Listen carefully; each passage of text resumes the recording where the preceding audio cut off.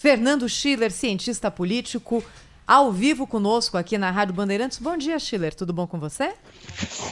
Tudo bom, Thaís? Tudo bem, Sônia, Tudo nossos bom, Schiller? ouvintes? Prazer. Prazer falar com vocês. Ah, e esse assunto mexe demais, né, com todo mundo, Schiller, porque a gente mora num país em que a gente vai precisar de uma PEC para fazer cumprir uma lei que já coloca teto no salário dos servidores, né, Schiller?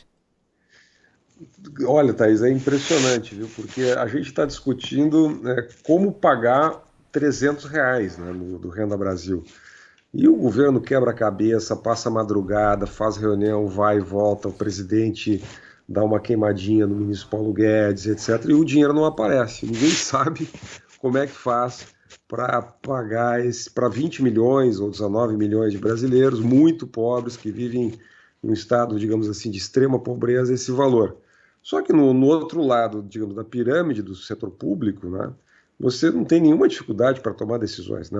Vocês comentavam, escutava antes aí essa decisão do CNJ, que determinou que a possibilidade de venda de 20 dias das férias dos magistrados, né? Pagamento em dobro, os magistrados têm 60 dias de férias, afinal é muito estresse, é muito trabalho, e podem vender agora 20 dias. O mesmo CNJ, vou dar alguns exemplos só, o mesmo CNJ, no ano passado, também com base numa pesquisa muito curiosa feita pela Associação Brasileira de Magistrados, dizendo que mais de 97% dos magistrados se dizia muito estressada, no ano passado mais estressada do que no ano anterior, institucionalizou auxílio saúde para os magistrados, que é um auxílio saúde que pode ser por via de convênio médico, convênio privado, ou pode ser para o reembolso, no valor de até 10% do vencimento do magistrado.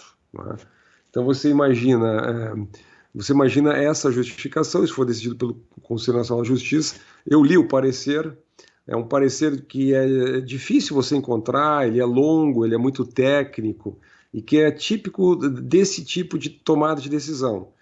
São decisões que, primeiro, não são submetidas a grandes debates, são tomadas, nesse caso, pelo CNJ, elas têm um caráter muito específico, muito detalhista, etc. Pouca gente fica sabendo disso, não vai para o debate, só que tem um enorme impacto na despesa pública. Com um detalhe dessa decisão, o auxílio saúde, né, vou lá, o magistrado ganha 30, 40 mil, então vai 3, 4 mil reais por mês, né, não entra no teto. Ou seja, então você tem um teto, pelo artigo 37 da Constituição, que é o salário vencimento do ministro do Supremo Tribunal Federal, que é 39.300, e esse valor, então, mais 3, mais 4 mil, acima do teto. Né? Então você já tem o auxílio moradia, você tem uma série de outros auxílios, em vários tribunais você tem o auxílio creche, por exemplo.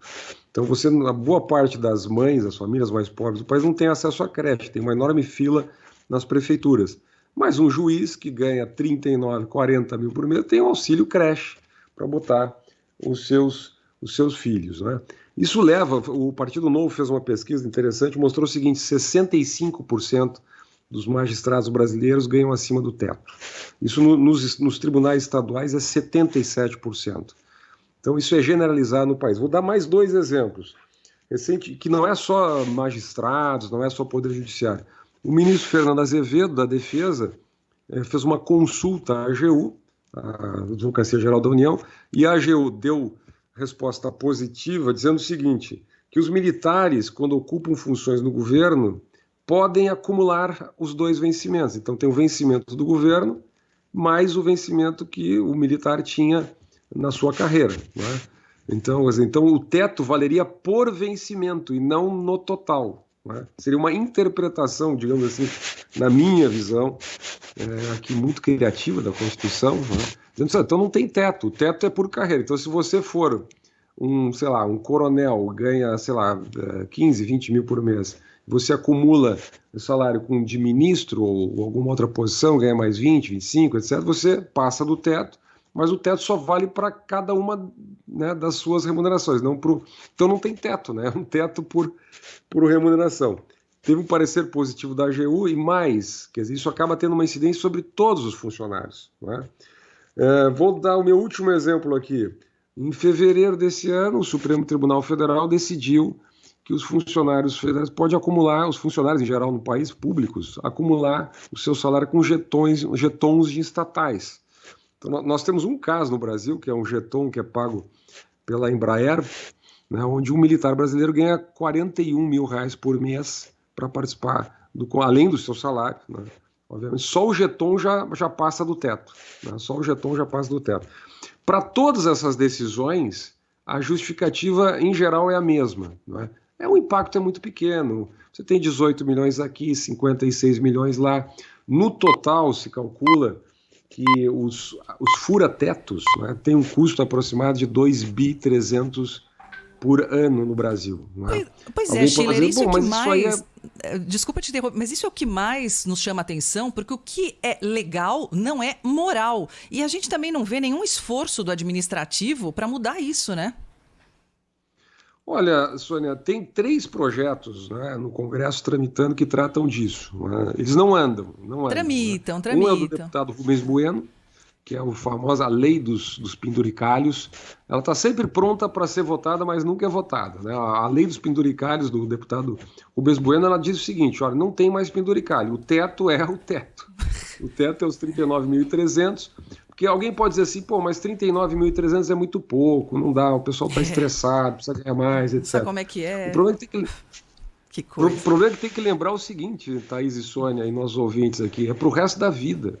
Isso é um salário com estabilidade no emprego, depois tem a previdência pública. Né?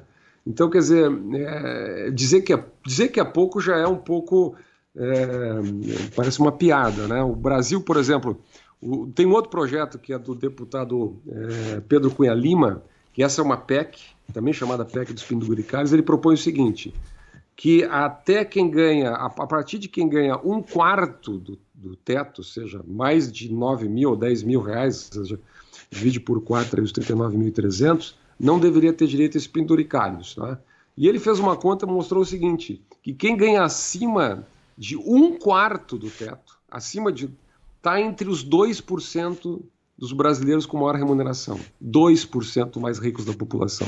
Para ver o abismo que é a desigualdade brasileira, não é? Então nós estamos discutindo, nós não estamos falando da Suécia, da Noruega, da Suíça, nós estamos falando de um país, não é? Onde quem ganha mais de 9 mil e tantos reais por mês está entre os 2% mais ricos da sociedade. Então tem 3 projetos, tem um que veio do Senado, uma proposta de emenda constitucional que veio do Senado, tem essa PEC do deputado Pedro Cunha Lima e tem a lei do deputado Rubens Bueno. Está parado no Congresso. Todo mundo diz que é a favor, não é? Só que na hora de pôr para votar, na hora de votar a urgência, por alguma razão não entra na pauta. Eu fui pesquisar um pouco esse assunto. Uma das razões aqui é porque pouco mais de 30% dos deputados federais também acumulam salários acima do teto. Não é? E, obviamente, todo mundo declara que é a favor, mas na prática a coisa não é votada. Fernando Schiller, cientista político, com a gente aqui na Rádio Bandeirantes. Obrigada, Schiller. Boa semana, hein, pra gente. Obrigada, Schiller. Boa semana. Grande abraço.